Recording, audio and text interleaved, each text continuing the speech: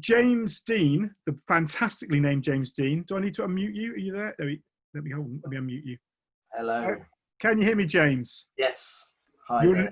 You're in an empty arena there. Exactly. I figured, we should try and get the vibe of being back in silent arena. That is so encouraging. Pokemon arena. There's my Pokeball. No, that's very cool. Very cool. Well, you've got you do have to catch some more. I'm regularly reliably informed. Okay. I've kind of whittled on a bit too much. So don't worry. You'll get your full time. So you got an easy sort of 20 minutes you need for chatting, and then we'll try and get some questions after. So I'm going to now disappear and hand you the floor to talk about the impact of esports events without an audience. Okay, brilliant. Thank you. So hopefully my screen is sharing correctly. So just jumping in. I thought I'd start with quite an apt picture. So this is a real event. This was IEM Katowice. Obviously, we were sort of about to launch the event back in March, just as the lockdowns were announced and the Polish government decided that there would be no physical audience. But of course, everyone was already there, the production, the teams, you name it. So this is, it was quite a spooky situation. You've obviously got some staff wandering around and that sort of thing. But obviously, post that, we moved very quickly to an entire online situation. So just to start on the primary impacts, first of all, we have to play entirely online, starting with ESL One LA. It was quite a tricky process, really, because obviously there's quite a lot of stakeholders involved just to actually conduct the tournament and play in the tournament, of course, such as the team. So huge amount of reorganization, and there was a format change as well, because we're dealing with teams coming from all over the world, so it's not just a simple case of just running exactly the same tournament format as we would have normally done in a physical space. First of all, impossible for players to come together. With government restrictions, it was largely unsafe, so we wouldn't encourage it either way. And there was a lack of travel option anyway. Dealing with an international market, particular games will attract teams and players from particular countries, and obviously that gives us quite a challenge. There's also a bit of a contention around talent. Now, this impacted where we would actually, in effect, host the tournament. I mean, it's online only, but of course we still have to create the content and produce it, etc. So we, working in a global sphere, we have offices all around the world. Different countries have different rules, so we had to really, figure out which is the best country to actually operate each tournament. So we just had ESL One Birmingham, and the production was done out of the US because we couldn't get the talent into the UK. So it's a bit of a strange one, really. It was still called ESL One Birmingham, but basically it was out of a studio in the United States. That I guess we have to really sort of dynamically change as and when. I think the decision there was made a week before we were going live, believe it or not, because there was so much to be reorganized, etc. I just thought I'd touch on the sort of the negative impact on business too. Largely we're fortunate as an industry that we could continue forward. We just heard from the previous speaker, there are marketing dollars coming through to the industry. I wouldn't say it would be as fluid as it would be before. A lot of companies have obviously gone down on a bit of a lockdown state themselves, and a protection mode to some degree. But directly, without having a physical event, we're going to lose out of the obvious ticket sales, merchandise sales on site, food and beverage, and a lot of other revenue. And it just, it generally hurts the local economy anyway. And then on the B2B side of things, largely, I'm sure many of you into esports has been to an ESL event before, but we tend to have a very buoyant B2B networking space, which always is the initial start or continuance or the opportunity to sign some new contracts, etc. And I think people are really missing that because, you know, it was just generally a course of business. That said, meanwhile, there are positives. I just mentioned just briefly on the merchandising front, you know, we actually saw a huge uplift in online merchandise sales, and we also created a kind of event pack. So if you're watching from home, you could buy an event pack and you know, spread a load of ESL goodies and Dota goodies or whatever, you know, in your living room. But the big thing is the viewership. The viewership has gone through the roof. Twitch itself has reported record numbers. I think it was 1.7 million concurrents during Valorant launch. We ourselves have seen massive numbers in growth of online audiences. Obviously, there's a bigger target audience, captured audience that are probably missing some live entertainment or some live competition. So we're undoubtedly going to see something, but we were seeing in region of 2.5 times the increase, and I'll go into that in a second. So I wanted to just touch on an event we've just recently run called Road to Rio. Now, Rio was going to be an incredible event. Rio is well known for a very excitable audience and an extremely passionate and large audience. And this was going to be a CSGO major, which meant it was quite anticipated, to put it bluntly.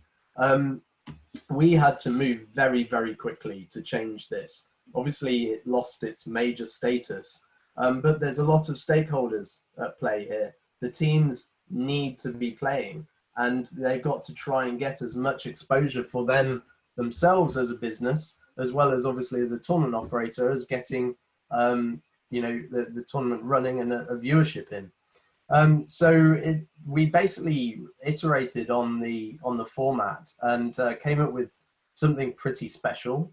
It was certainly the first ever CSGO tournament of its kind in all the years professional CS has been running, and it became the largest global ESL tournament as well, with a total of 56 teams playing over 44 nations and 25 days of play, which would all lead up to basically a finals. And you know, there's lots of coverage here, so I encourage anyone to go and check it out. And you know, there was not much time. There was 4 weeks to iterate on this and get it all ready to go. It really was, you know, to try and fill that void for due to COVID-19 and the impact, etc. And you know, it became a culmination of what we were doing for Pro League and of course the major too. So the prize money was pretty decent. There was some technical challenges too, of course. One thing for certain, with that number of matches, we had to have consistent overlap in play. So we had to figure out ways in which we could activate a global production, so handing off from Australia to Germany for a start, in order to, you know, I don't think anyone is keen on doing 24/7 shifts. And then of course running parallel matches, so a bit like a soccer Sunday, where you're diving in and out of different play and trying to highlight. It takes a huge amount of work and effort, especially in 4 weeks, to figure out how to do that really well. And just to touch on the numbers, you know, these were incredible. To put this in perspective, so 140 million video plays. That's for effectively this one tournament. If we were to compare, you know, that's almost as much as the entire Pro League season, which is a huge amount of weeks of play. And then, you know, using the new statistics, you know, for the average minute audience, you know, again, compared to an entire season of Pro League, we're almost hitting that just with one tournament. And then finally, just the hours watched, obviously, hitting almost 40 million. It's incredible stats. It's just a shame someone wasn't paying us a penny for every one of those. And then the social media, we also saw huge uplift across impressions, engagement, and video views, etc. The reason we're comparing IEM there is that IEM Katowice tends to be a multi-game event, so there's lots of different tournaments going on at the same time. It's almost like a festival of esports. So actually seeing, getting almost double the amount of Katowice is incredible. And I mentioned the teams as big stakeholders. That's really, really crucial. Just a quick note from Mousesports here. If we were to stop the tournament for whatever reason, commercial reasons or other restrictions, that's going to be a big problem. So we were very pleased to get a lot of positive feedback from the teams themselves, and appreciating that we could, as much as possible, run as usual. Now, I also want to just quickly touch on Weaver. Weaver, as a reminder for those people who've been to Pocket Gamer before, is a government-funded project of 5.8 million. And COVID-19 actually was quite a serendipitous situation for this project, because the project is looking at how we engage with audiences virtually. So what better time to try and accelerate the project? And in fact, the UK government also saw this opportunity and encouraged us to figure out our financial woes and some of our challenges going into the lockdown, and how we can really accelerate some of the aspects of this project. So as ESL One was going into an online state, we really wanted to explore some key innovations that we'd already started on, but get them really in place. So first of all was a virtual set. Second, and I'm going to go through these in slightly more detail, companion app, second screen app, for the first time a Twitch integration, and then also iteration on the talent tools, which obviously is now a distributed amount of talent and people contributing to this big production. We also explored 3 other areas. We kind of looked at additional options, maybes. One, a VR experience. We certainly saw a huge uplift in VR headsets over the lockdown period. I think it was I certainly saw every shop selling out of Oculus and Vives. Obviously, normally a VR experience would be within a stadium to kind of get the atmosphere, but obviously we don't have that, but we do have a virtual set. So we actually explored ways in which we could put audiences into that production facility, into the set, next to the talent talking and looking at all the assets that the talent are using to watch the match, etc. Also looking at the data side is very important. How do we modularize that and offer it out to a wider kind of number of platforms, because they can all benefit from this situation too? And of course, how do we look at getting better feeds from the players and the teams themselves, whether they're at home or in a team office? Can we position 360 cameras and kind of get an idea of where and how they're playing, etc., to bring a bit more of that human aspect to the production. We work with Doc 10 on the virtual set. They're based up in Manchester, a media city. They are the UK's leading television facility, and more recently they've invested a huge amount in their virtual set technology, which is unprecedented, certainly across Europe.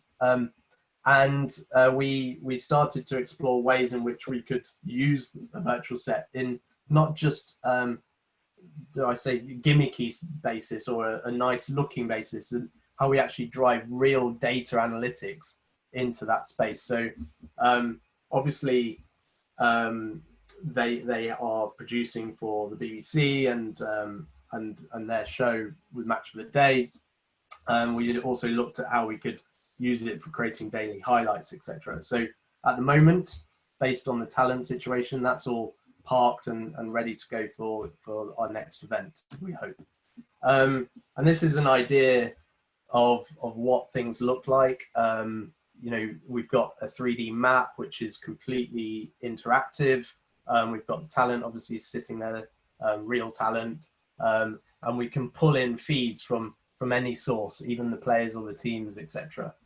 So this was a really exciting part. Our second screen app was in our third iteration, basically to add as a kind of a second data feed, if you like, a narrative, so you could follow the matches. Certainly with 303 hours of content, you're not going to see it all. So getting an idea of what's going on in the meantime is more important than any. And the analytics dashboard, which was tailored to have a more distributed kind of work basis, so people could analyze what was going in the match wherever they were in the world, without having to log into computers, etc. And whether they're a remote talent or someone working on social media or whatever, they could log in and see what's going on statistics wise. This was brand new. The Twitch integration hadn't been done before, and I'm cautious of I'm running out of time, so I'm going to try and speed up a little. The extension we introduced fairly last minute again, and we actually got this live for ESL One Birmingham. What it allowed us to do was really have a layer showing the statistics and the ongoing schedule of the tournament itself. And the results of that are extremely interesting. Without going into too much detail, because we haven't released them yet, but the interaction was in the millions, and with repetitive user interaction, so people coming back over the 3 days we had it running, looking at the statistics, delving into some of the details, etc.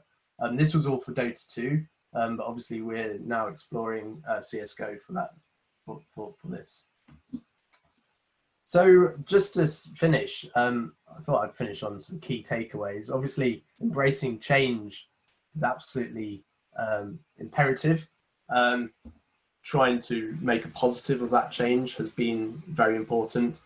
Fortunately, within esports, not only is it a nice growth industry, but there's a lot of passionate people wanting to see it grow. So people do pull in, put in the extra work and hours to really try and figure out what we can do. And I think also with that change comes innovation and how we can pivot around particular workflows. We're creatures of habit. We don't like change. But if we do see a benefit in something, I think we do embrace it really well. And I do believe that there's a lot of changes that we've made during this lockdown, which we will remain implemented, and we will also look ultimately, excuse me, those long-term benefits, both commercially, for our product ourselves, for the brand, for our tournament,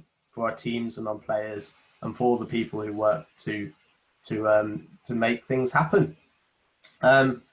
So hopefully I'm not doing too badly on time. 21 minutes. So that was spot on, James. That was fantastic. That was as slick as you'd expect from James Dean. That was fantastic, fabulous. Thank you. And not too much of an advert. I was going to make a Perlin reference, but I'm so far behind the curve on this. That was great, really insightful, and the numbers never ceased. There's some staggering data in there. I've got. Oh, I've lost you, Chris. Have you lost me? Yeah, you're back. Okay, sorry. That's fine. Okay. Anyway, yes, good. Before I go into the questions in the from the floor, as it were, I've got a question that was something that always it occurs to me, and maybe it's an age thing, and I've kind of said that in the question. For me, the structure of esports still feels quite kind of convoluted and slightly confusing to an outside person. I'm not a complete novice. I'm not going to ever win an esports tournament, but I can understand the games industry. It's just because I'm very engaged in football and tennis or whatever, and it just those are much older sports to get it, but you've got a league. You're either into the NBA or you're into the Premier League or whatever, and you pitch your team in there. Whereas esports always feels much more kind of fragmented. And my question really is that just because I'm the wrong generation and young people don't care about that, or is it just because it's still so young that this stuff's kind of evolving? No, I think what you're seeing the effects of actually, Chris, is that obviously every single IP that we structure esports ecosystems about, the actual game itself, are commercial entities. So naturally, each commercial entity is going to structure a different kind of ecosystem, franchise system, whatever, to ultimately encourage people to play their game and buy their game and pay for things. And obviously they're looking for an increased number of people playing ultimately, and also a retained user base as well, which all leads to that all important revenue. And we're seeing their models really change within the gaming industry specifically. So depending on which game you're looking at, the tournament structure will be more fragmented than others. Some are franchise, some are semi-franchise, some are just completely open for anyone to do what they can. So really it's about the fact that there's always this kind of third stakeholder. So ESL as a tournament operator, we have to kind of decide, well, what is the structure? What do we think is the best foot forward in terms of each game that we adopt, and which group of teams we're working with, what the open level of the formats are, which level of professionalism does it reach, and we're trying to encapsulate it all on a global level, but no one company can ever do that.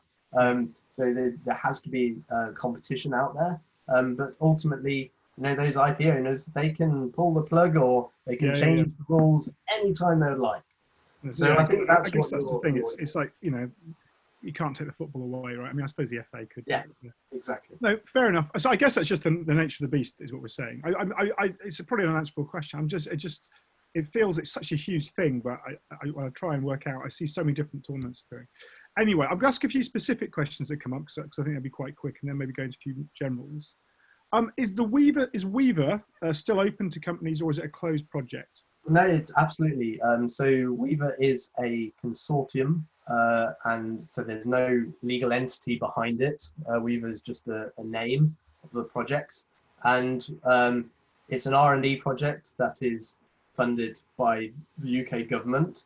So if there are companies, certainly British ones, the government really like that, but also international companies looking to, I guess, let's say, take advantage of what we've learned and found over the process. We are very, very open.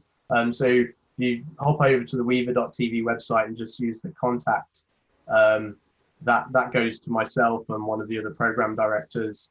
We're very excited to talk to more people interested in that space. That's the exact point of it. Fair enough. Another specific question: how are you expecting to work with partners on Doc 10? What kind of partners are you looking for? So I think largely what we've seen is, and certainly it was a case of ESL, that I guess the origination of this question was that ESL would naturally just do everything ourselves. But that's largely because either the budget wasn't there, or no one did it. So we ended up being this tournament operator slash production company slash events organizer slash you name it. We were everything. Obviously, as a company grows, that is not a sustainable way of doing things. So I think it's all but natural that we find production partners or anyone else in the space that can basically help us. Obviously, we do need to have a certain level of resources. We have a very large production hub based in Poland, which does a lot of our global production work, etc. But it needs to open up, and we do need to start partnering with any sort of facility. Usually the barrier tends to be either the budgets aren't quite there yet, or the actual scheduling, because funnily enough, a lot of existing production studios, TV production studios, the stuff we watch live, Chris, on TV, isn't actually live. And so with esports, that doesn't work. So we don't ruin the magic for me. yeah, so yeah, that's one of the challenges there. So apart from the production studios, there's lots of other agencies that we work with on an increasing capacity, and we have some really good partnerships there, and we're obviously always looking for new ones. And I think that's a lesson to learn from the industry at whole, that it's got to be a collaboration.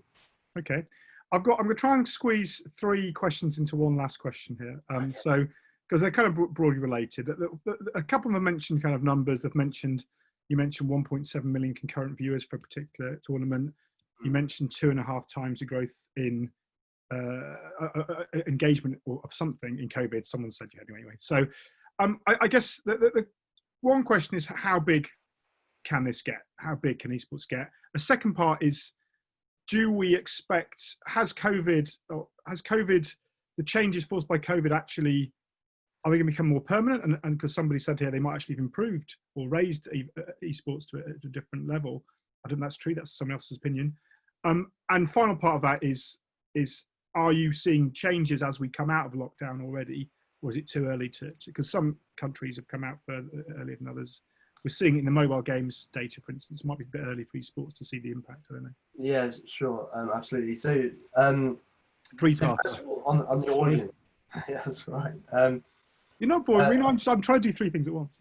Yeah, that's good. On the audience side, I think first of all, I think it's really interesting. As of late last year, Nielsen introduced a new metric for esports, AMA, average minutes audience.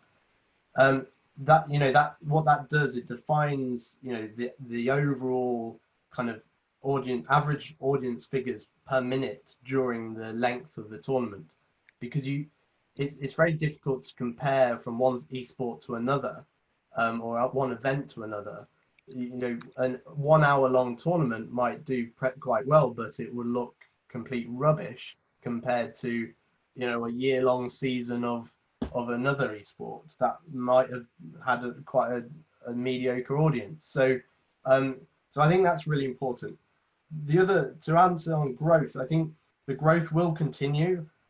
I don't know exactly, what the way I see COVID is that it's just accelerated that growth. This growth was always going to come, but it's just happened a lot quicker. Maybe we would be seeing numbers like this sometime mid next year.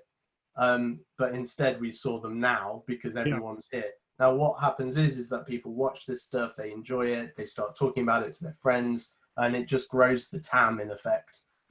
So maybe there will be a bit of a drop off as people get back to work and school and college and university, etc. But I think it will keep growing back up to that level again, maybe a bit sooner this time, maybe towards the end of this year instead. And then it will continue growing and surpassing past that. I think just a note around the games as well. A new game comes along. I've been saying this for years. A new game comes along. It brings in all these new players and new viewers, etc. And we all think, wow, this is the game. But there will be, and I guarantee you, another game that comes along with even more players and even more viewers. Yeah. And we're seeing that right now with Valorant. Just before it was Fortnite, we were talking about, and before that was PUBG, and before that was Overwatch, and before that it was so many other games. So and also the TAM is increasing because at the end of the day, the people watching esports now are getting older and older. Dare I say, I'm 39 this week, which is a bit scary. You're a child. Yeah. And but then of course, the people that were watching Minecraft YouTubers are now watching Overwatch tournaments and all sorts. And of course, the Gen Zs are coming through. So I have a 2.5-year-old. He's not quite into esports just yet, but he's certainly watching plenty of stuff on YouTube, and he will be in the new generation. So I think it's inevitable. What isn't predictable is what the structure is exactly. You know, and we can see that. So there's always movement within the industry. But and then just on that final point about the changes, absolutely, we will adopt some of the changes and ways in which we've iterated during this process of change with the lockdown. We found lots of efficiencies. We found new ways of interacting with audiences, as you've seen with Weaver. I think this will just all continue, and in a way, it's been a bit of a a fresh start to some degree. Not a great reason for one, but maybe we could learn from that. Excellent. I'm going to have to pass you on there and send you to the digital ether, but thank you so much for sharing the data. And yeah, I look forward to watching more esports with my 9-year-old's very into it, so I shall be I'll probably a bit miss my peak as a player, but I can continue to watch. All right, thanks, James. Awesome.